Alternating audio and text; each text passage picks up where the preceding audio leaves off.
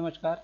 आज हम पढ़ेंगे कि दो सुधारों नाइफ एजेस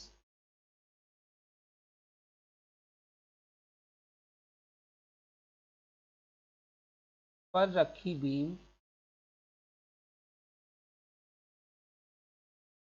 के मध्य बिंदु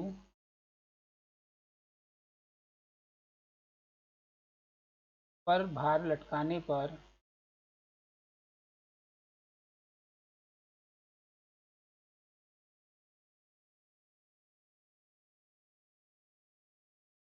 अवनमन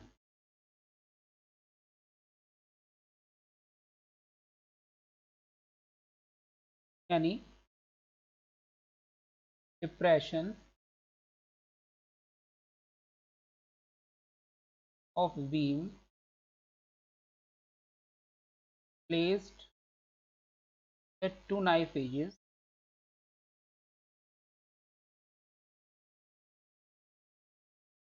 when weight is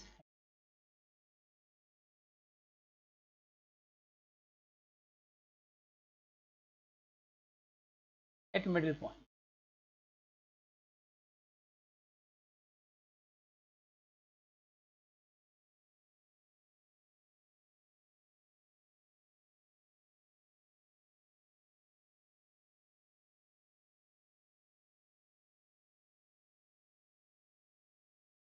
तो माना हमारे पास कोई बीम है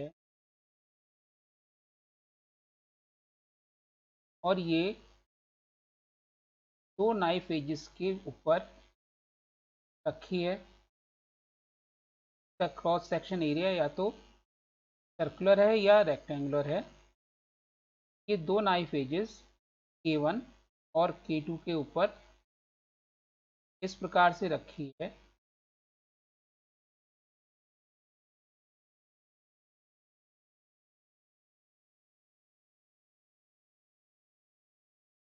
और इसके मध्य बिंदु पर हमने वेट W लटका दी।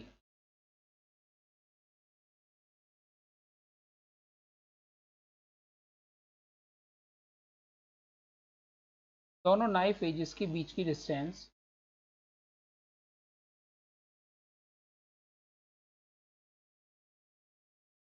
स्मॉल l है।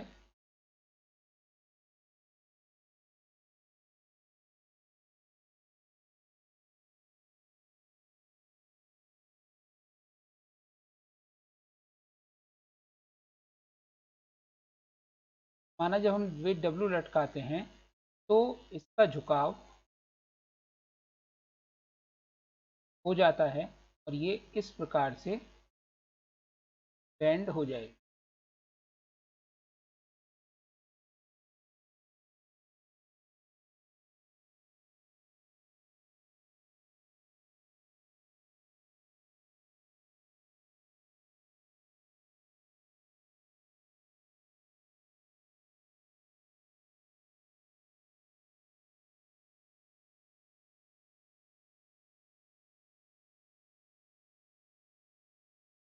तो ये हॉरिजॉन्टल से कुछ नीचे की तरफ झुक जाएगी।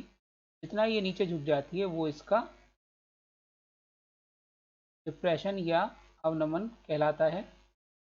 तो पॉइंट जितना नीचे की तरफ झुक जाएगा यहाँ पर वेट लटका है वो इसका अवनमन मिडिल पॉइंट का डेल्टा कहलाएगा। संतुलन की अवस्था में K1 और K2 के ऊपर रिएक्शन होगी ऊपर की ओर W/2 और W/2 की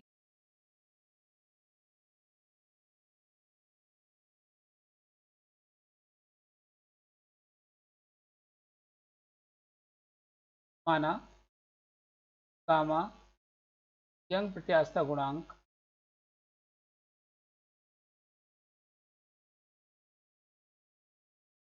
के पदार्थ का एक दंड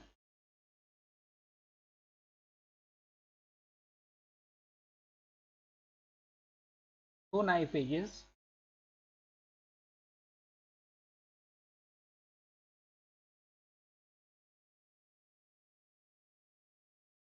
K1 व K2 पर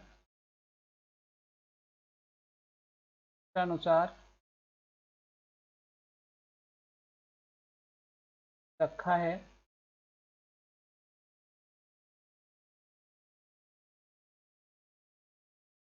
माना K1 व K2 के बीच की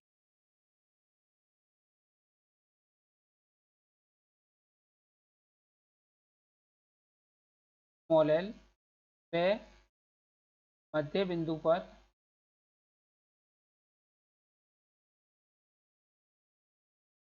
भार W के कारण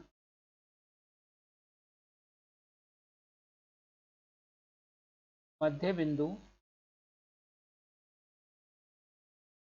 E का डिप्रेशन या अवनमन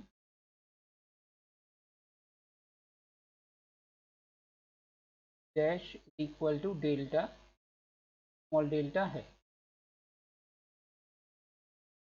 हमने देखा ये पॉइंट डी से मिड पॉइंट डैश पर आ गया।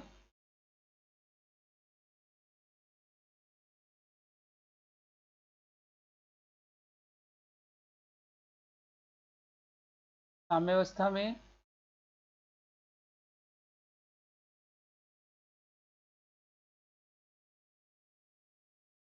K1 व K2 पर प्रतिक्रिया बल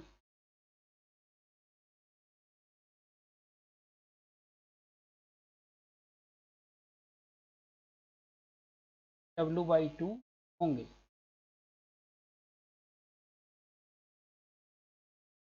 जैसा कि चित्र में दिखाया है प्रतिक्रिया बल W/2 होगा। अब हम केवल आधे भाग पे विचार करते हैं। दंड के आधे भाग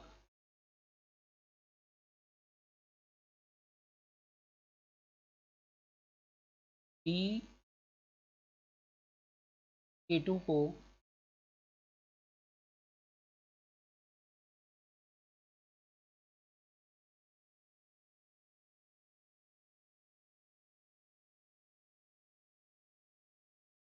अनुसार एक उल्टे कैंटिलीवर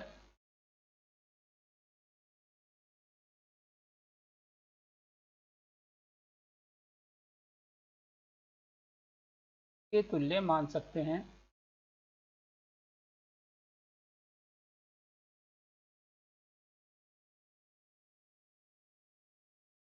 अब हम आधे भाग D से लेकर K2 पर विचार करेंगे। तो शुरुआत में D से लेकर K2 तक स्टार्टिंग में सीधा था। डिप्रेशन के कारण D बिंदु D डैश पर आ गया और दंड की अनुप्रस्थ काट इस तरीके से दिखाई देगी।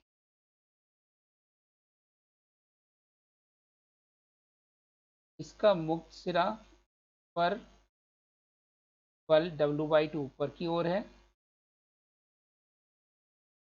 और इस कारण इसका राइजिंग ऊपर की तरफ डेल्टा है।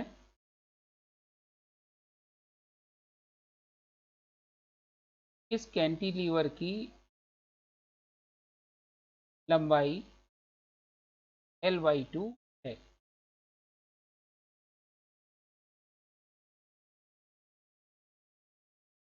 इस कैंटिलीवर की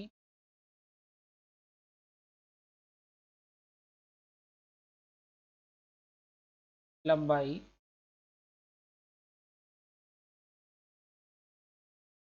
L/2 है तथा बल W/2 के कारण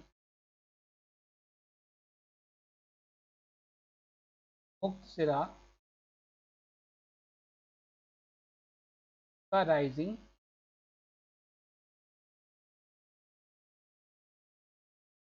डेल्टा है।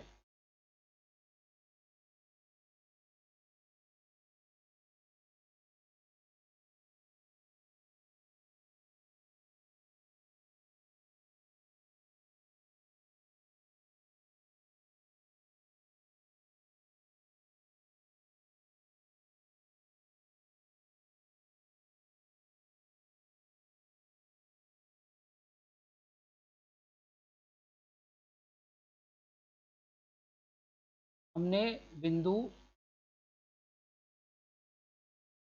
डी डैश से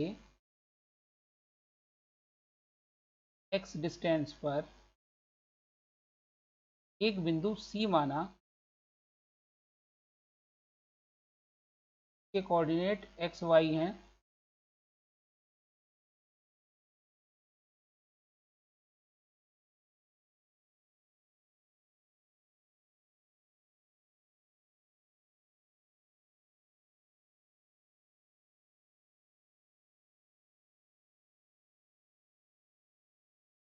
माना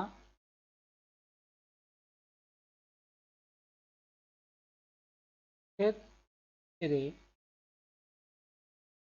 डी डैश से x दूरी पर n राइजिंग के पश्चात बिंदु C के कोऑर्डिनेट x y है।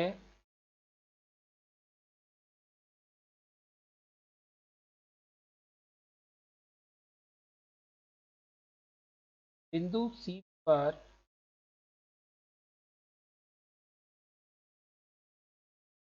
भाग D डैश C के कारण प्रत्यानन रिस्टोरिंग टॉर्क आघूर्ण उत्पन्न होगा जो C पर बाह्य बल आघूर्ण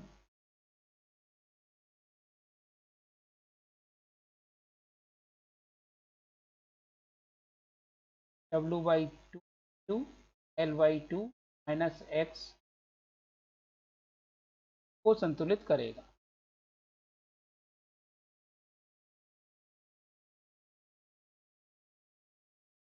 संतुलन की अवस्था में C बिंदु पर एक बलाघूर्ण उत्पन्न होगा जो W/2 के कारण बलाघूर्ण हो रहा है उसको संतुलित करेगा।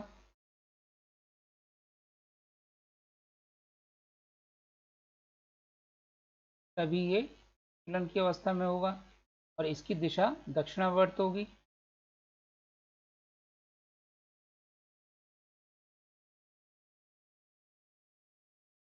अतः बल आघूर्ण टॉ चैनल बल आघूर्ण tau is equal to W/2 L/2 minus x संतुलन की अवस्था में।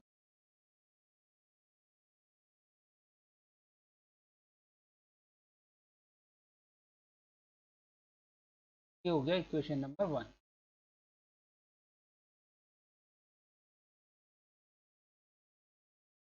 यदि बिंदु C पर वक्रता त्रिज्या रो व दंड का ज्यामितीय जड़त्व आघूर्ण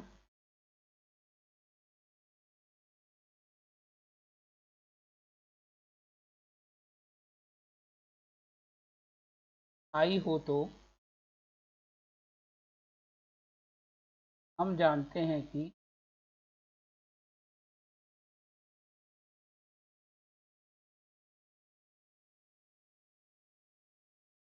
बाह्य बल आघूर्ण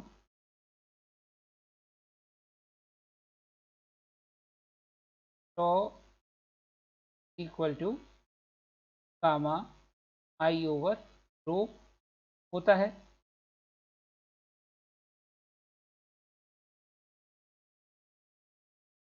समीकरण 1 व 2 से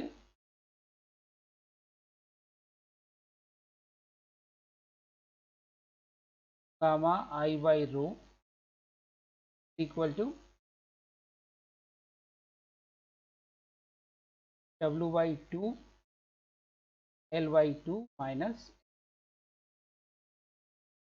इससे 1 बाई रो की वैल्यू आ गई W over 2 gamma I L by two minus x, equation number 3।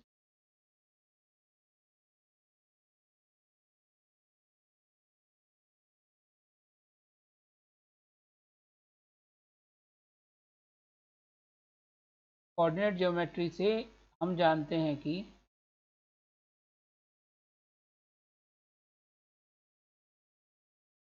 बिंदु एक्स वाई पर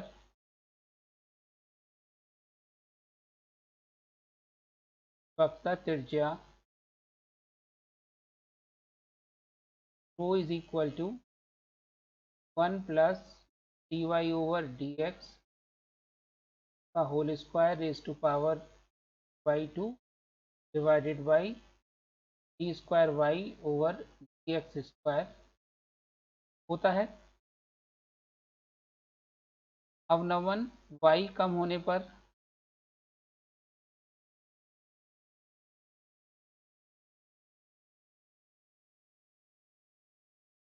वन का मान बहुत ज़्यादा होता है d y over d x से, अतः रो की वैल्यू रह जाती है 1 over d square y over x, या d square y over d x square is equal to 1 by rho, और 1 बाई रो का मान समीकरण 3 से रख देंगे तो ये हो जाएगा W over 2 gamma I L by two minus x, समीकरण 3 से मान रखने पर समाकलन करने पर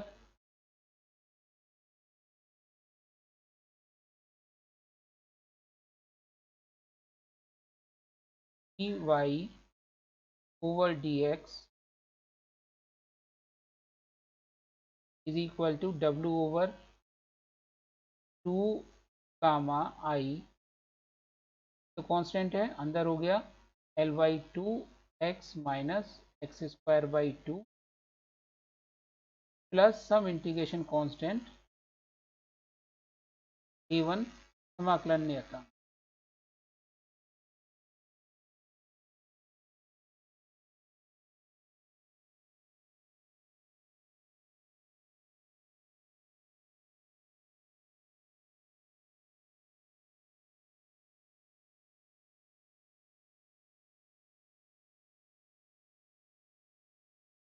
जब x बराबर 0 तो ढाल d y over d x यानी कि जो इसका स्थिर सिरा है पर ढाल शून्य होगा, अतः d y over d x की value 0 is equal to W over 2 gamma I 0 minus 0 plus A1, इससे A1 की मान आ गया 0, अर्थात d y over d x is equal to W over 2 gamma I L by two x minus x square by two. पुनः integration करने पर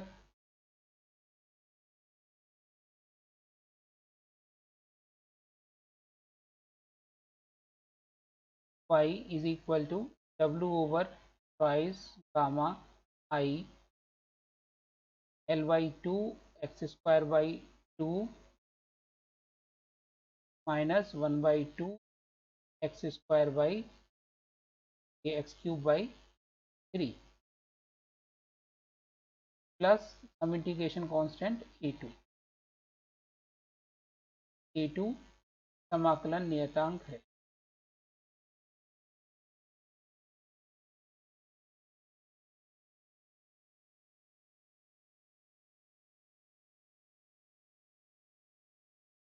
जब x बराबर 0 तो हमने मूल बिंदु मान रखा है, यानी कि y is equal to 0।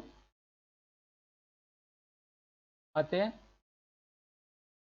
0 is equal to W/2 gamma I 0 minus 0 plus 8, और इससे T2 की वैल्यू आ गई 0, अर्थात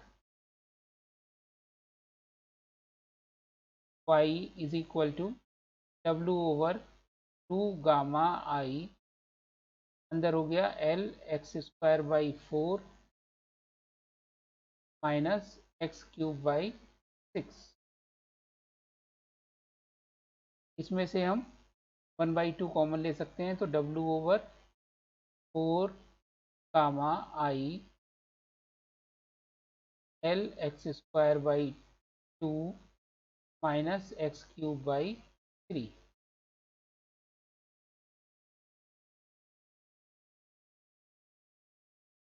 तो ये जनरल फार्मूला आ गया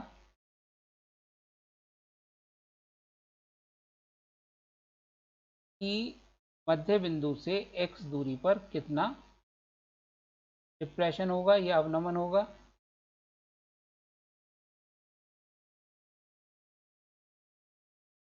ये हो गई समीकरण नंबर, तक हम कर चुके हैं समीकरण नंबर 4।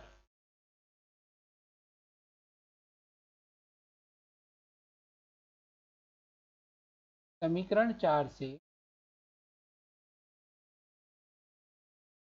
दंड AB का मध्य बिंदु से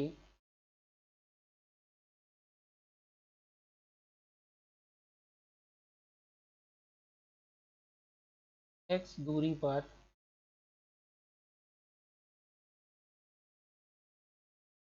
मध्य बिंदु मतलब D से x दूरी पर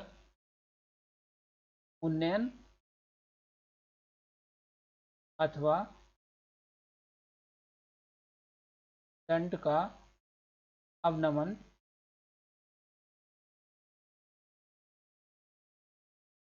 ज्ञात होता है।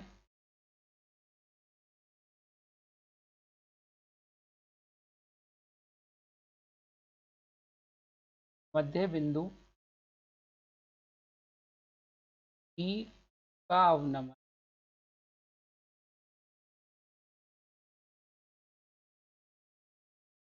कैंटिलीवर के मुक्त सिरे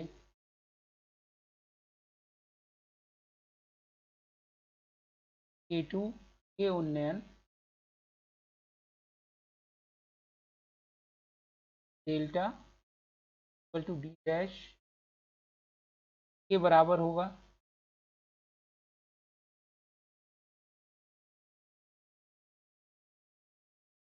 के लिए x की वैल्यू स्मॉल l/2, अतः मध्य बिंदु का अवनमन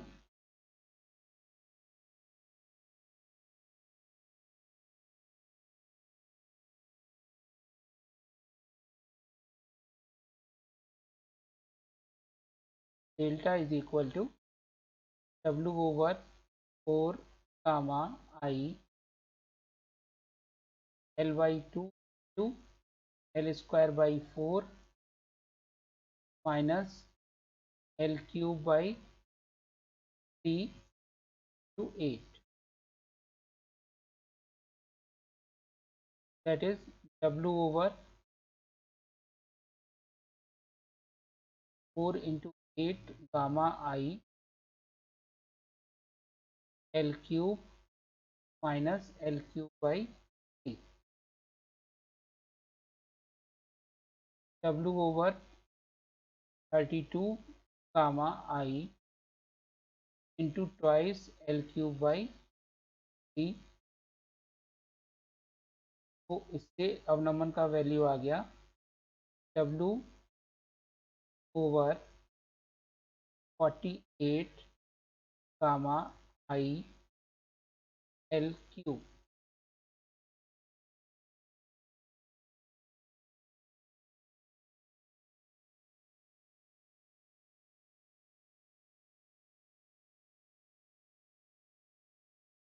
इस प्रकार से हम मध्य बिंदु का अवनमन ज्ञात कर सकते हैं यदि हमें डब्ल्यू, एल, गामा और आई पता हो। आई जहाँ पर ज्यामितीय जड़त्व आघूर्ण है, अगर ये सब पता हो तो हम डेल्टा ज्ञात कर सकते हैं, और अगर हमें डेल्टा ज्ञात है तो उस हिसाब से हम गामा निकाल सकते हैं। इस फॉर्मूले का यूज़ प्रयोगशाला में पदार्थ की यंग प्रत्यास्थता गुणांक निकालने के लिए होता है। पदार्थ दंड के पदार्थ का यंग प्रत्यास्थता गुणांक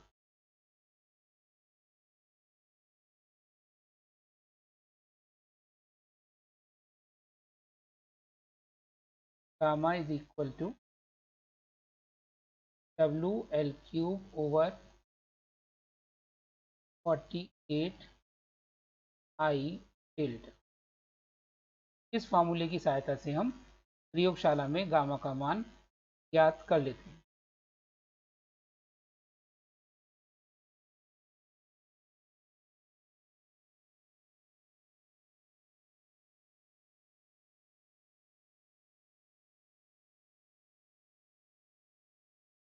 जो गार्डर होते हैं, गार्डर का आकार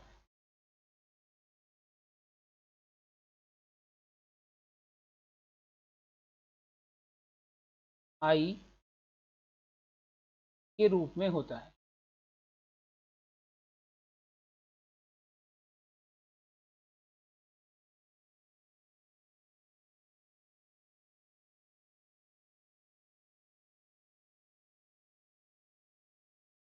यदि गार्डर आयताकार, अनुप्रस्थ काट वाला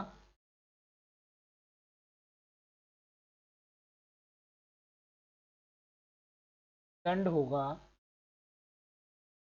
तो चित्रानुसार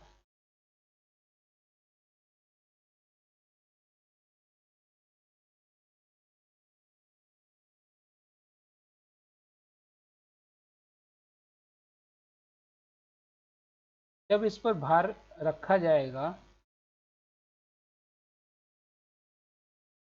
भार लटकाने पर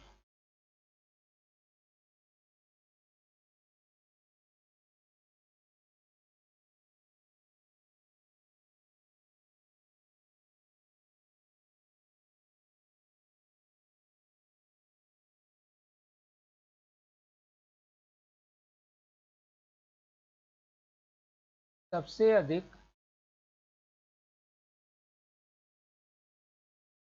प्रत्यानन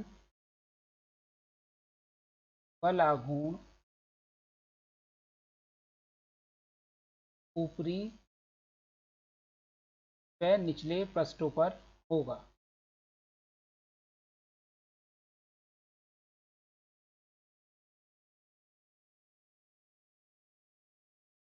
जो इसके ऊपरी पृष्ठ हैं उनमें लंबाई में वृद्धि होगी और निचले पृष्ठ पे लंबाई में कमी होगी,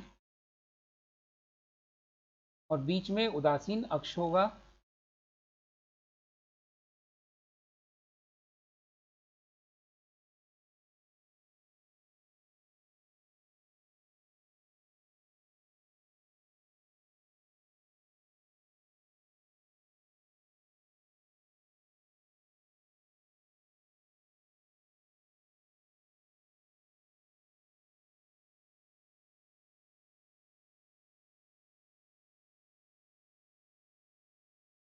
और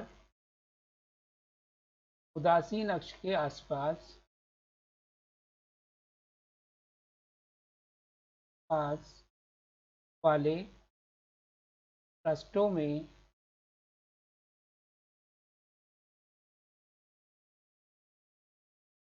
उत्पन्न प्रत्यानन बल आघूर्ण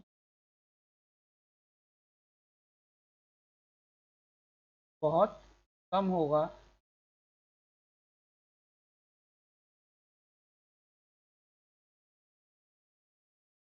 अतः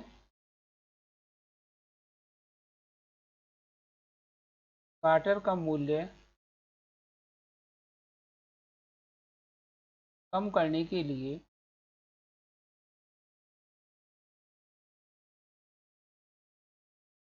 बीच से पदार्थ जैसे आयरन निकाल देते हैं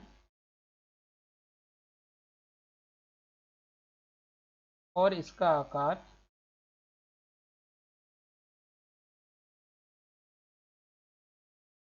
आई हो जाता है। तो जो गार्डर है की कॉस्ट कम करने के लिए बीच में से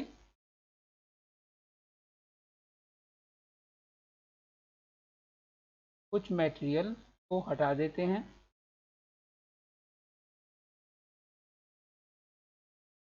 जो बाकी की शेप बचती है वो आई की फॉर्म में हो जाती है।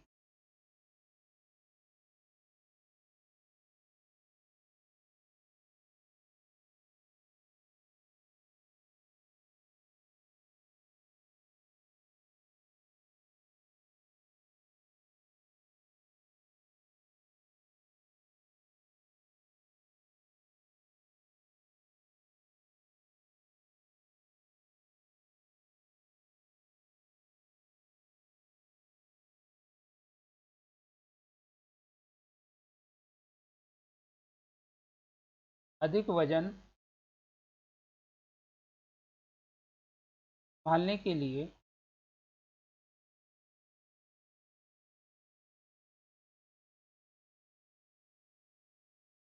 अधिक गहराई का गार्डर यूज करते हैं।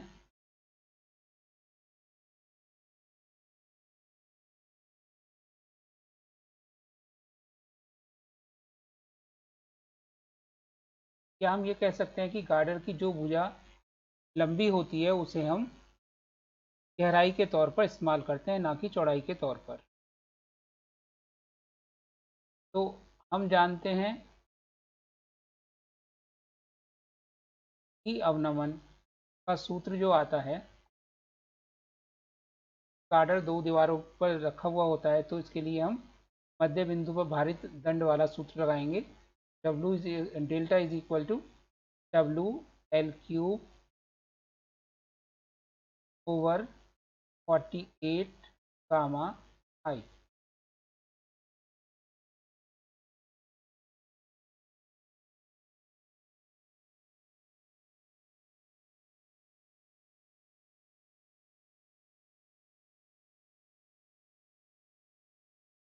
गार्डर का क्षेत्रफल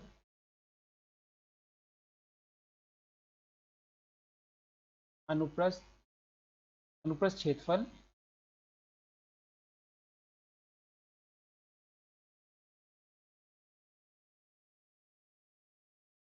आयताकार होता है, अतः I is equal to b d over 12। इसलिए delta proportional to 1 over I और आई प्रोपोर्शनल टू है बी डी क्यूब। तो हम कह सकते हैं I proportional to b d cube के delta proportional to 1 over b d cube.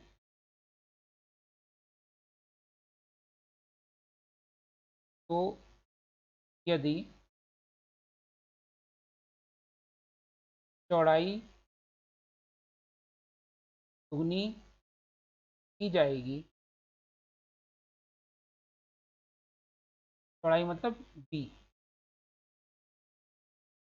तो समान अवनमन के लिए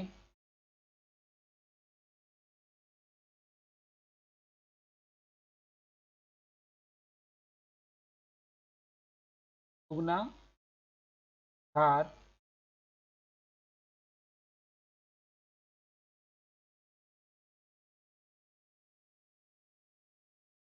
रखा जा सकता है।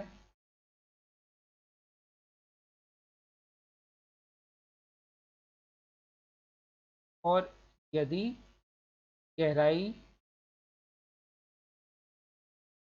दुगनी की जाएगी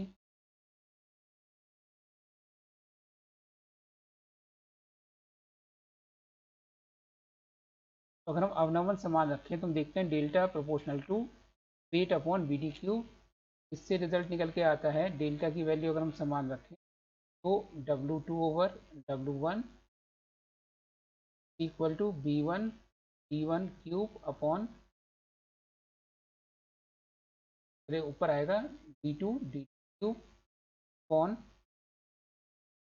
B1 क्यूब। यदि केवल गहराई दुगनी की जाएगी तो W2 equal to 8 times of W1, अर्थात 8 गुना बाहर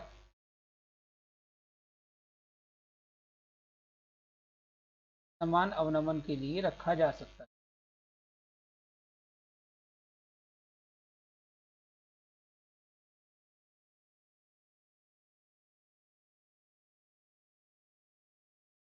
तो यही कारण है कि यदि अगर हमें ज़्यादा वजन रखना है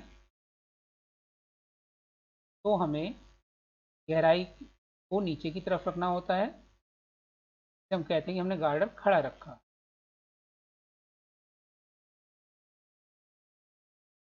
तो अगर हम अधिक गहराई का गार्डर यूज़ करेंगे तो वो ज़्यादा वजन संभाल सकेगा।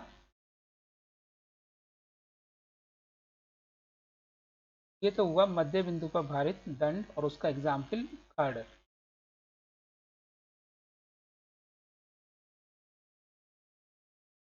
अब कैंटिलीवर।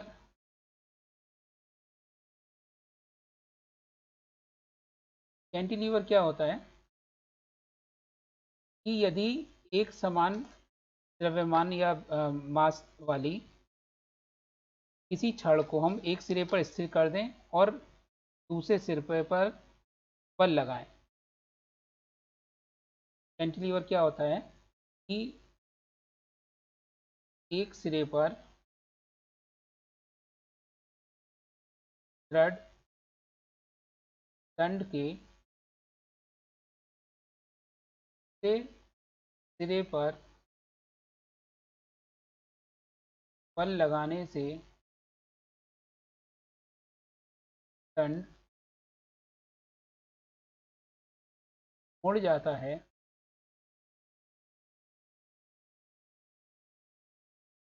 इस दंड को कैंटिलीवर कहते हैं।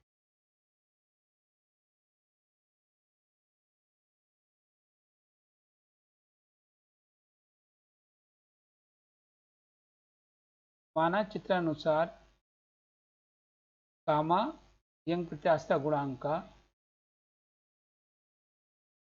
और एल लंबाई का एक दंड है जो कि सिरे ए पर स्थिर है और बी पर हम बल W लगा रहे हैं। माना गामा यंग प्रत्यास्थता गुणांक का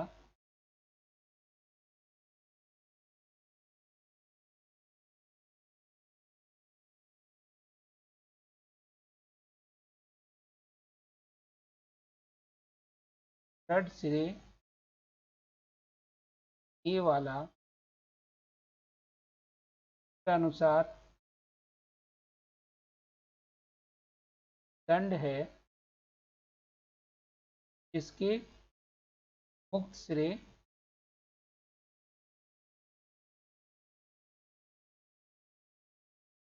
पर बल W लगाते हैं तो यह कुछ झुक जाएगा या अवनमित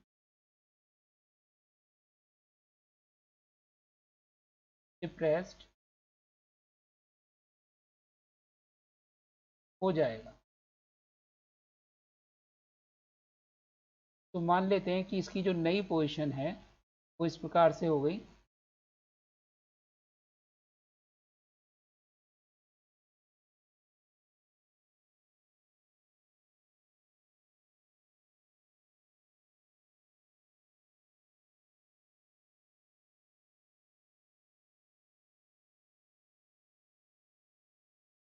बी से बी डैश तक का जो अवनमन हो गया वो डेल्टा हो गया।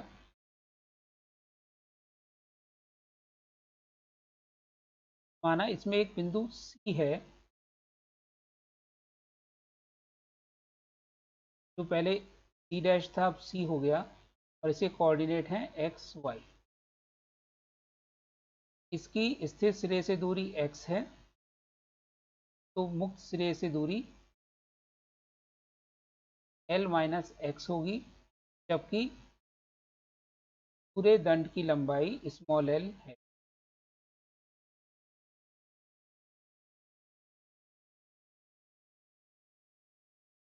चित्रानुसार स्थिर सिरे a से स्मॉल x दूरी पर बिंदु C एक्स वाई पर संतुलन के लिए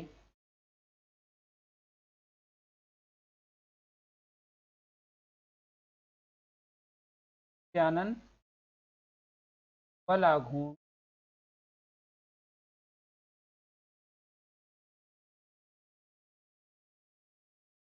W L माइनस एक्स के बराबर होगा और ये होगा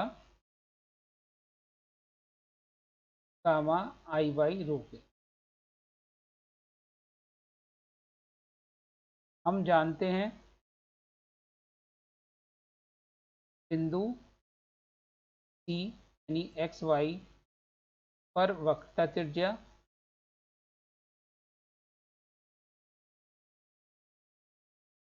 रो is equal to 1 d square y over d x square.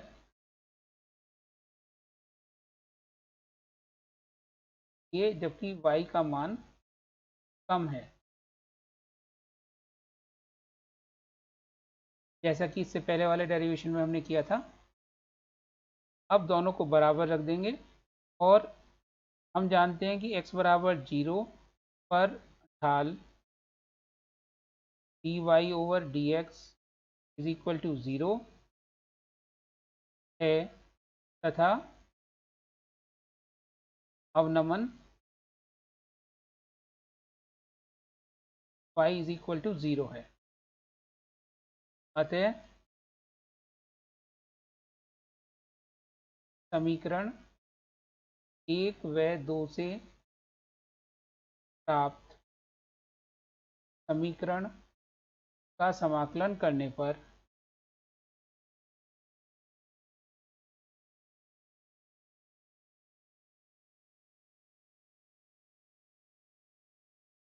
y is equal to W over gamma I L X square by 2 minus X cube by 6। ये जनरल फार्मूला आ जाएगा, जबकि हमने स्थिर सिरे से x दूरी पर अवनमन या राइज निकालना है। डिपेंड करता है कि W की डायरेक्शन क्या है। अतः मुक्त सिरे पर अवनमन मुक्त सिरे के लिए x की वैल्यू l रखेंगे तो और y की जगह आ जाएगा फिर delta is equal to W over gamma I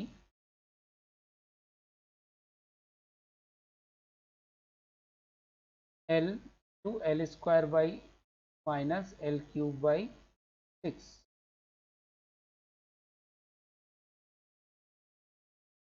तो सॉल्व करेंगे।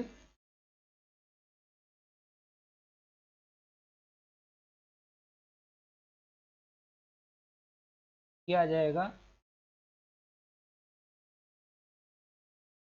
इसमें से हम कॉमन ले सकते हैं 2 और अंदर आ जाएगा 3l square 3l cube minus l cube that is 2l cube से 2 कैंसिल हो जाएगा। So it becomes W over 3 gamma आई। इस प्रकार से हम कैंटिलीवर के मुख्य सिरे पर अवनमन डेल्टा भी ज्ञात कर सकते हैं और स्थिर सिरे से x दूरी पर भी ज्ञात कर सकते हैं।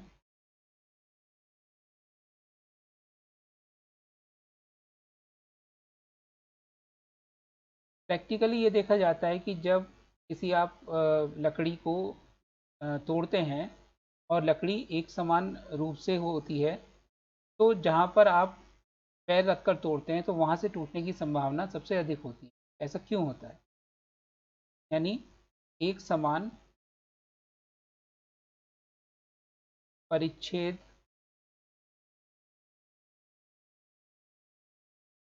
वाले दंड या कैंटिलीवर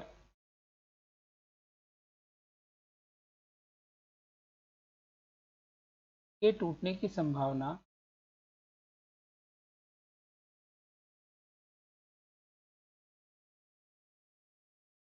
स्थिर सिरे के समीप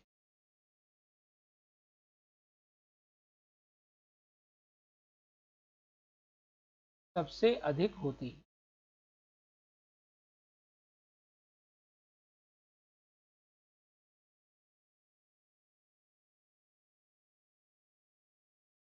हम ये जानते हैं कि यदि एक स्थिर सिरे A पर फिक्स किसी दंड को हम W भार से उठाने की कोशिश करें, तो इसके हर एक सिरे पर, हर एक हिस्से पर या हर एक बिंदु पर एक बल आघूर्ण लगता है।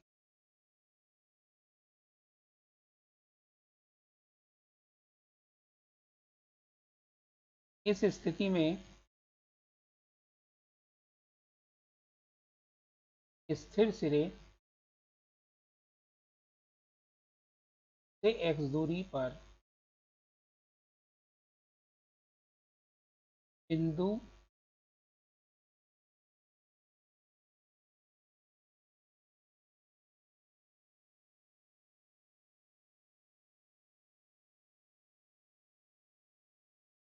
पर लगा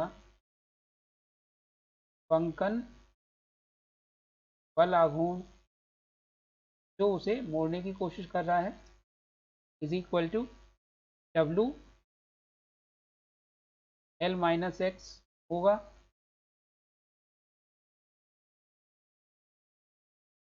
स्थिर सिरे के लिए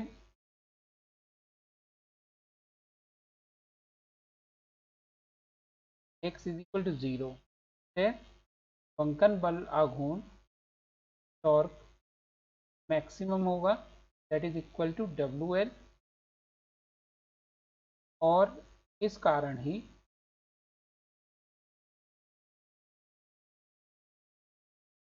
स्थिर सिरे के समीप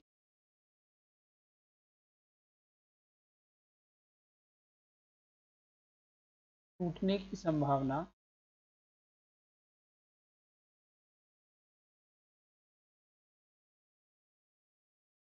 मैक्सिमम सर्वाधिक होती है।